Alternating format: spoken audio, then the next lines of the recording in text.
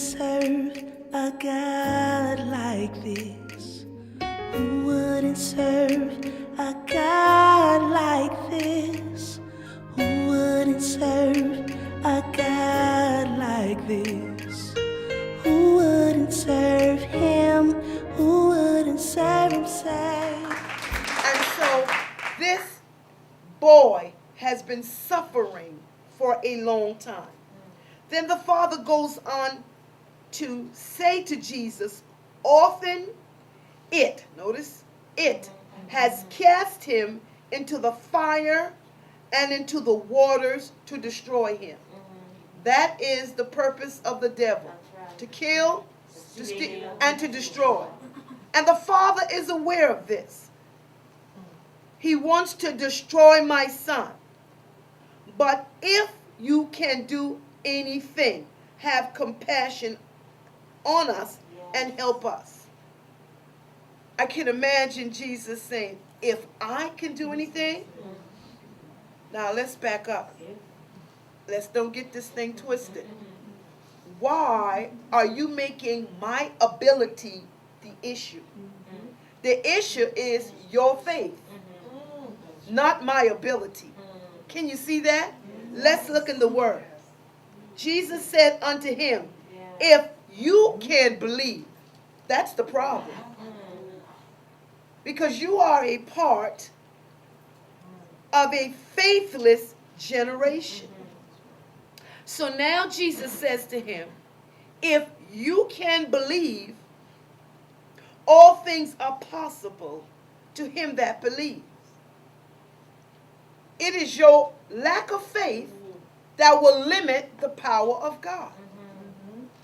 If you can believe, all things are possible to him that believes. The father of the child understood clearly what Jesus was saying. The man began to cry out, tears falling down his face. Look at it. He said with tears, Lord, I believe. Help my inability to believe. This is what he's saying. That should be the cry of the church in this hour. Lord, I believe. Help my inability to believe. When Jesus saw that the people came running together, he rebuked the foul spirit,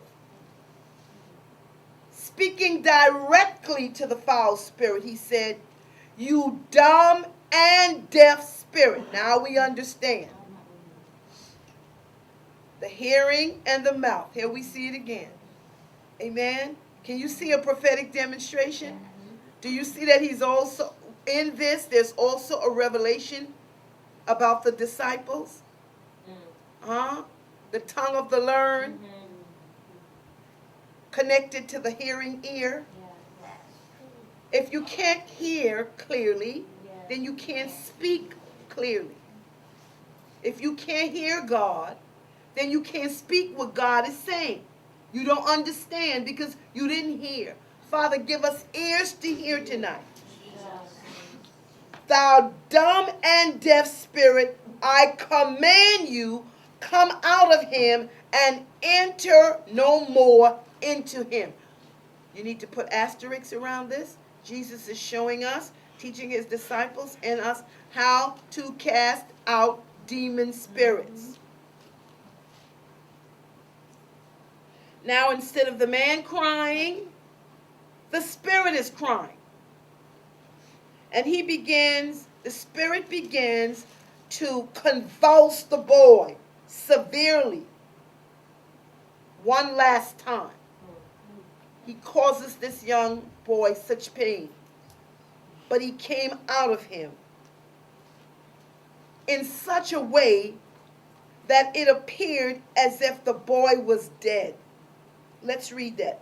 26. And the spirit cried and rent him sore, and came out of him, and he was as one dead, insomuch that many said, he is dead.